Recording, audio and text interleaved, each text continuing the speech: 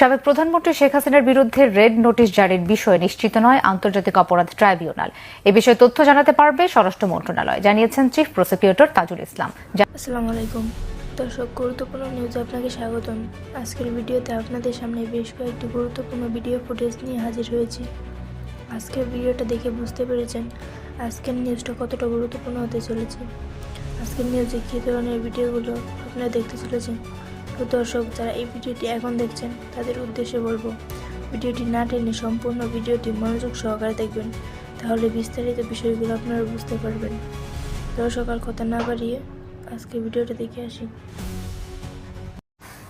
জুলাই আগস্টের গণহত্যা মামলায় গত 17 অক্টোবর শেখ হাসিনার বিরুদ্ধে গ্রেফতারি পরোয়ানা জারি করে আন্তর্জাতিক অপরাধ ট্রাইব্যুনাল। এরপর তাকে দেশে ফেরাতে শুরু হয় নানা আইনি পদক্ষেপ। গত 13 নভেম্বর শেখ হাসিনাকে গ্রেপ্তারে ইন্টারপোলের রেড নোটিশ জারির বিষয়ে পদক্ষেপ নিতে পুলিশ মহাপরিদর্শকের কাছে আবেদন করে প্রসিকিউশন। এরপর ইন্টারপোলের সঙ্গে যোগাযোগ করে পুলিশ সদর দপ্তর। শেখ হাসিনার বিরুদ্ধে রেড নোটিশ জারি হয়েছে এমন খবর কিছু গণমাধ্যমে প্রচারের পর চিফ প্রসিকিউটর তাজুল ইসলাম জানান, জুলাই আগস্টের গণহত্যা, পিলখানা ও শাপলা চত্বরের হত্যাকাণ্ড সহ শেখ হাসিনা ও তার সরকারের সব মানবতা বিরোধী অপরাধের বিচার হবে আন্তর্জাতিক অপরাধ ট্রাইব্যুনালে। রেড অ্যালার্টের ব্যাপারে আমাদের দিক থেকে ফর্ম ফিল আপ করে আমরা পাঠিয়েছি, কিন্তু ইন্টারপোল এটা অ্যাক্টিভ করেছে কিনা সেইটা তথ্য আমার কাছে নাই।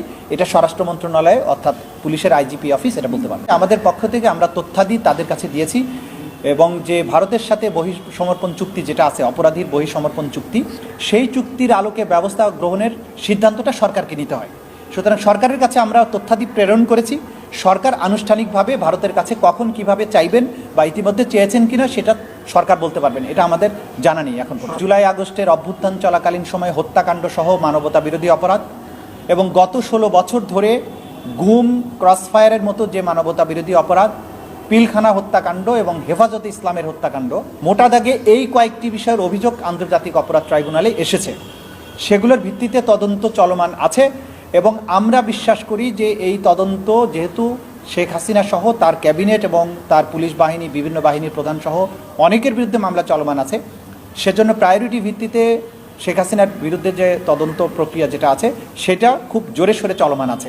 সারা দেশের আদালতে শেখ হাসিনার বিরুদ্ধে দায়ের করা মামলা আলাদাভাবে চলবে জানিয়ে তাজুল ইসলাম জানান, তার অভিযোগের তদন্ত আগামী 3 মাসের মধ্যে শেষ করার জন্য কাজ করছে তদন্ত সংস্থা। তদন্ত রিপোর্টটা তদন্ত সংস্থা স্বাধীনভাবে করছে, সেটা আমাদের হাতে এসে পৌঁছালে তখন আমরা বলতে পারবো যে আনুষ্ঠানিক বিচার প্রক্রিয়াটা কখন শুরু হবে। দেশব্যাপী যে সমস্ত মামলা চলমান আছে, সব মামলা এখানে তো একবারে নিয়ে আসা সম্ভব নয়।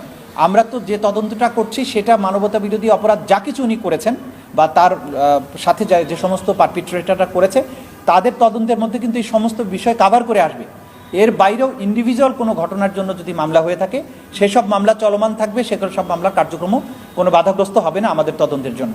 শুধু শেখ হাসিনাই নয়, দেশের বাইরে পালিয়ে যাওয়া আওয়ামী লীগ নেতা আসাদুজ্জামান খান কামাল, হাসান মাহমুদ সহ বেশ কয়েকজনের বিরুদ্ধে ইন্টারপোলের রেড নোটিশ জারির পদক্ষেপ নিচ্ছে প্রসিকিউশন।